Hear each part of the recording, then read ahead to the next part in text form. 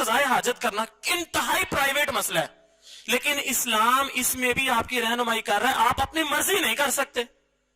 یہ تو ہماری غلامی کا حال ہے. یہ بات یاد رکھیے گا، اللہ رب العزت نے ہم کو عبد پیدا کیا ہے.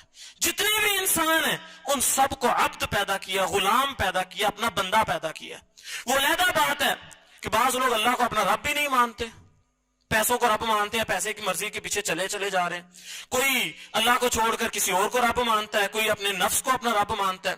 آپ کو بعض لوگ ملتے ہیں اور نہیں جی میں کسی دن گل ماندا، وہ اپنی مرضی کرتا ہے، میرا جسم میری مرضی، میرا کمرہ میری مرضی، میرا موبائل میری مرضی، میرا گھر بار میری مرضی، میرا گھر میری مرضی، میرا کاروبار میری مرضی. ہر جگہ پہ وہ اپنی مرضیاں کرتا ہے. اللہ رب العزت فرماتے ہیں ارأیت من اتخذ الہہ ہوا، اور تو نے دیکھا اس بندے کو، یہ اپنے نفس کو اپنا رب بنا بیٹھا ہے. جو اس کا دل آتا ہے یہ اس کے مطابق کرتا ہے، اس کا نفس اس کا رب بن چکا ہے.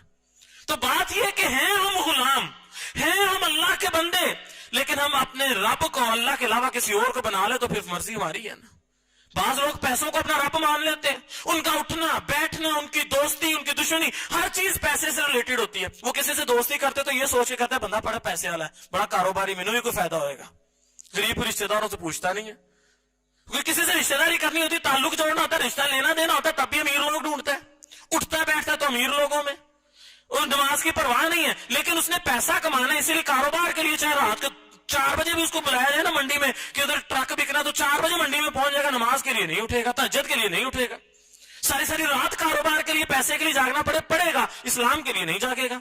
اسے پیسہ عزیز ہے، اس نے اپنے بچے کو بھی ڈاکٹر بنانا ہے، انجینئر بنانا ہے، پیسہ کمانا ہے. اس کو دنیا نہیں عزیز، اس نے پیسے کو اپنا رب بنایا ہوا ہے. اس کا ہر فیصلہ پیسے کو سامنے رکھ کے ہوتا ہے. تو بات یہ کہ انسان ہے غلام، وہ اپنی مرضی ہے اس کی، چاہے پیسے کو اپنا رب مان لے، چاہے اپنی مرضی کو اپنا رب مان لے. رب تو اس نے کسی نہ کسی کو ماننا ہے، کیونکہ اللہ نے پیدا ہی ہمیں عبد کیا ہے. ہم ہیں ہی بندے، ہم ہیں ہی غلام. اپنی مرضی تو ہم کر ہی نہیں سکتے اپنی زندگی میں.